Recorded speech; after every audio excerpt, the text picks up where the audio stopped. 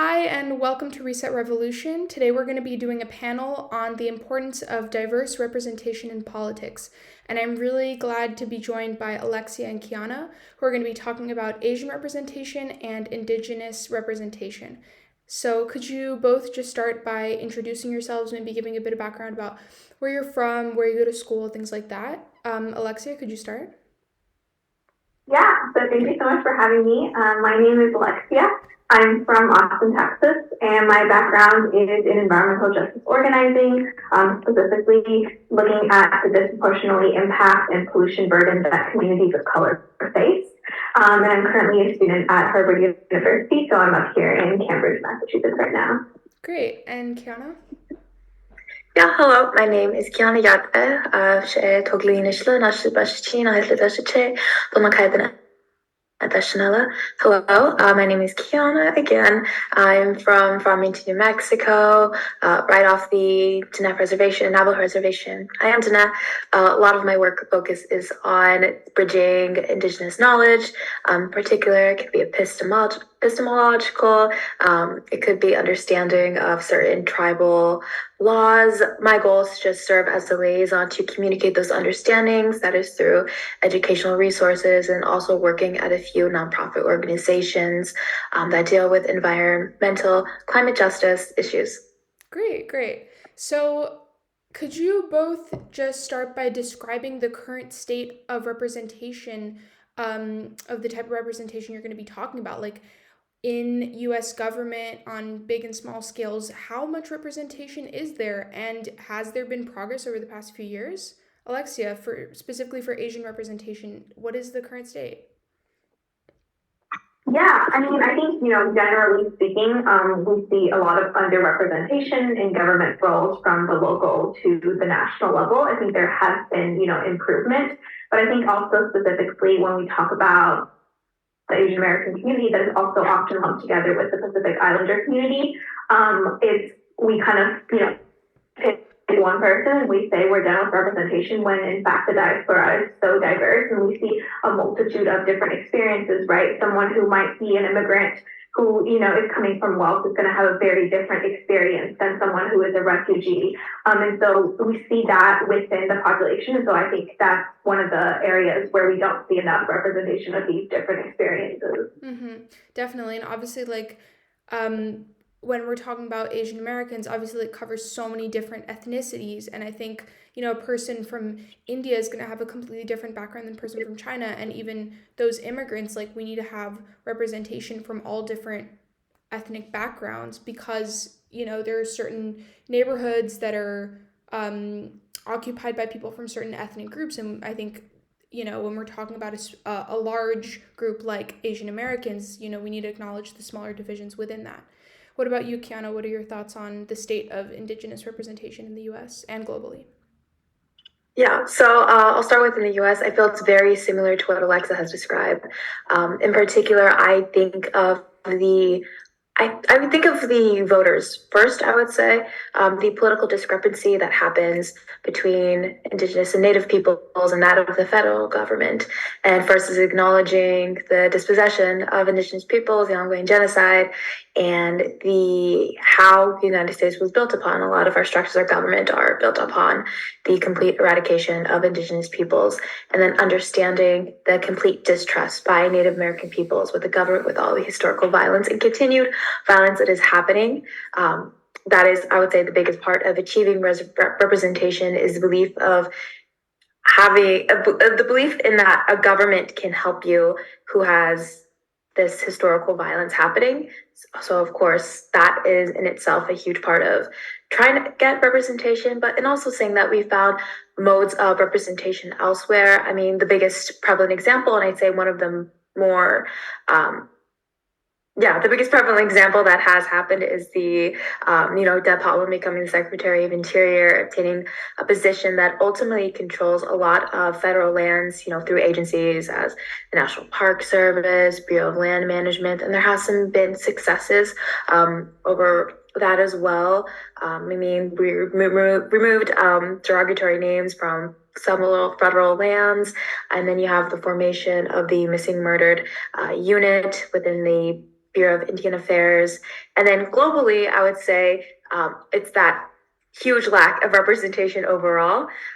I mean, there has been successes here and there, like in Brazil and South America. You have some Sonia Guadalajara, who became the indigenous socio-environment, who is an indigenous socio-environmental activist, but they just became the minister of indigenous peoples. And I think representation overall, I mean, there's some progress, but ultimately there's many institutional barriers still in place. Mm-hmm, mm-hmm. Could you give an example of one of those institutional barriers? I would say first in the United States, the access to even vote. We, for Native Americans, of course, federally recognized tribes who were able to live on reservations through many treaties with the government. They don't have access to voting polls to a ballot box.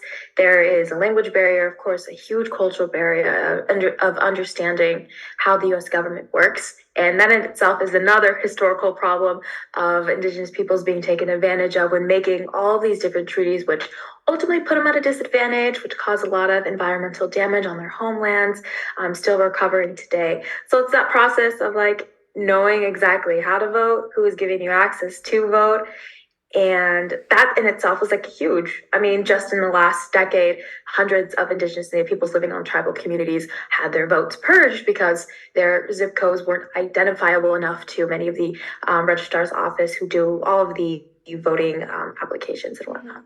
Interesting, interesting. And Alexia, why do you think that Asian representation and representation of particular ethnicities is so important in politics? What benefits can actually come from having people of your own background represent you in government? Yeah, so I think this is kind of like a complex and like nuanced answer. So I'm going to take a couple minutes to give you my thoughts on it. So I think on one hand, it's really important to have people that are most impacted by the issue in leadership positions because those are the people that understand how their communities work and have those lived experiences. I think, when it comes to environmental justice in particular, for example, APEN California has done incredible work fighting against the fossil fuel industry. It's an organization that was started by Laotian refugees and Chinese immigrants that were able to fight for their community. And because they had that knowledge of what their community needed, they were able to lead that effort very successfully. And so I think that's one example of like why representation is so important. But I think on the other hand, you can have people that look like you be put in a position of power and just continue to oppress people. I think, for example, there was an Asian hate crime bill that was passed that actually just increased policing, and we've seen the harm that that has done, especially for Black communities, but also for brown communities that might be Asian. And so it's kind of a nuanced conversation. I always talk about, one, not all skin folks is kin folks. And two, also that oftentimes the position, because it is within this extremely oppressive U.S. government system, is sometimes inherently harmful. And so having diverse representation doesn't necessarily dismantle those systems of oppression. I think about, for example, our vice president currently, she's, also Asian and, is representative of certain communities, but she's also in her career, if you look over it, done a lot of harm, especially when it came to, her role policing communities of color, reinforcing that through the law. And so I think we have to be really careful in this narrative. But I do believe that it is important to have people with like lived experiences and that are the most impacted, be at the forefront of tackling and addressing and figuring out how to solve issues in those communities. And that, that includes Asian American communities, it includes other communities as well. But I think we have to, be really careful with representation and not just pitch that as the answer. And then the second thing I want to add is also not all representation is meaningful representation. For example, I went to COP27, which is this huge, climate conference every year. And we saw more spaces for representation for people from the front lines to share their stories, but there wasn't really meaningful action and listening. And so I think when representation doesn't actually come with the power and the resources to take action, it can also kind of sometimes be a facade. So yeah. Yeah, really interesting. I mean, yeah, obviously, I'm asking the question, why is it important? But also, you have to consider that it's not just as simple as like putting groups into government to represent their communities. Obviously, not just gonna like, there's not just gonna be a switch and everything gets better. I think obviously, or especially when they're surrounded by a lot of white men, it's not as easy to improve the communities that they're representing as it might seem. So I think it's really interesting that you're talking about the nuance there. Yeah. What about you, Kiana? What do you see as the importance of Indigenous representation, but also the ways that it's not just that simple? Yeah, so I'll start with the it's not that simple part first. I want to underscore Alexia's point. The idea is like not all representation is good representation. I mean, for Indigenous peoples, Native peoples, honestly, Black peoples as well. I mean, structurally, for nation states, the complete removal of government is ultimately the best solution to ensure Indigenous peoples are safe, other peoples are safe. The history I laid out very quickly within the previous question outlines how the government is built on the dispossession and genocide of Indigenous peoples and also Black labor, and to think that an immediate government position that Indigenous personhood will fix those structures isn't really going to do anything in the long run to help every single person in that who are every single Indigenous and Native person. So of course, there is a limit and an extent to what political participation means for people who, the government wasn't built for. But in saying that, there's also the importance of having representation in itself as well, because for many people, this is our only solution for now, and we need to be able to be making these decisions because our people aren't doing so well. And I think the most immediate thoughts that bring to mind are the missing murdered Indigenous woman, which I mentioned a little bit earlier. Having that representation gives you the leeway and the understanding issue part that Alexia was talking about as well, that people understand what your community is going through and the nuances that aren't really explained in, government in general. I think of the Indigenous Child Welfare Act, which was just in the Supreme Court, which, if you guys don't know what that is, ICWA for short, it governs jurisdiction over the removal of American Indian children from their families in custody, foster care and adoption cases. It gives tribal governments exclusive jurisdiction over children who reside on or are not on a reservation. So during these ICWA trials, you had Supreme Court justices, one of the most powerful people within the US government, talking about Indigenous sovereignty. And many of them had a very complete lack of understanding of Indigenous law and what Indigenous sovereignty meant. And you have those people in positions of power who are arguing about what to do with the children that come from your tribe. That is a very scary thought, to have people deciding things about you that know nothing about where you come from. And I think that's why it's so important to have that Indigenous representation, is to bring that understanding to the table and communicate all of those different things that people aren't talking about. People just don't know about it. Yeah, really interesting. And one thing I'd like to touch on as well, because I was going to have Rebecca here talking about women's representation. How do you guys think, in terms of intersectionality, that representation of women fits into different ethnic representations, and how can a woman's perspective particularly benefit oppressed groups? Alexia, do you want to add anything?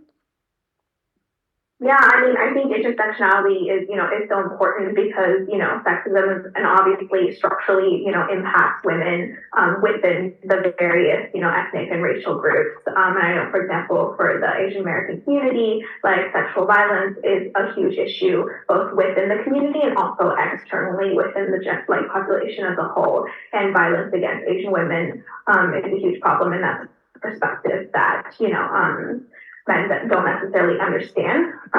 And so I think, and and then it intersects with other issues like body autonomy and all of that, and laws regarding, women's body. And so I think that gender balance and representation is also extremely important to have. Yeah. Kiana, do you have anything else to add? Yeah, so for Indigenous peoples, Native peoples, the idea of women making these changes, leading movements, isn't something new, and it's something very very deeply ingrained in the culture in itself. Many Indigenous Native peoples come from matriarchal societies. I do myself. All of my work is inspired by Native women who have been leading these changes, have been leading scholars, and have continued to push the movement. So having that intersectionality, understanding that women of color who are ultimately the barriers of facing many of the violent repercussions and many of the, I guess, entailed like structural barriers that have been placed to be able to lead these ineffective changes, I think is incredible in the first place for them to be even doing that. But also acknowledging that, I guess that I'm trying to think of what else I wanted to add to that. I don't think I have anything else It's to add to okay. that. It's okay. That was great. So just to look more towards the future, what do each of you think can be really done with the current state of the government to improve the situation with representation, and how can ordinary people contribute? Obviously, there's voting, everyone can vote, but what other ways can people take action to improve these situations? Alexia?